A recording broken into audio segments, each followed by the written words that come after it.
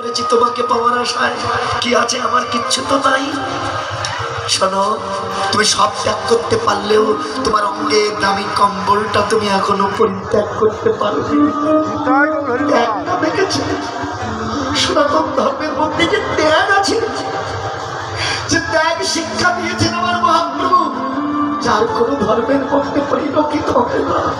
মহাপ্রভু বুঝিয়েছেন একমাত্র ত্যাগেই পরম সুখ, ত্যাগেই পরম আনন্দ। ভোগের মধ্যে কখনো সুখ নয়, কখনো আনন্দ নয়।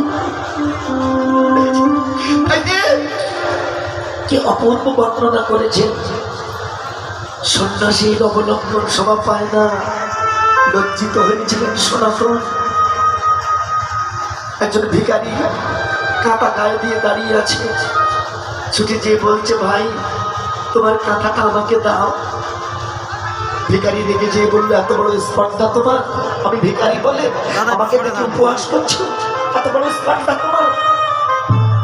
সনাতন কেঁদে বলেছিল, ভাই আমি তোমাকে দেখে উপহাস করছি না, তোমার কৃপা না হলে যে আমার কৃপা হবে না। তুমি আমার দামি কম্বলটা নিয়ে তোমার সোনা কথা খানা আমায় দাও। ওই সোনা কথা খানা গায়ে দিয়ে মহাপ্রভুর সম্মুখে চোখের জলে ভেসে বলেছিল, দেখো আমি তোমার চরণের উপযুক্ত হতে পেরেছি।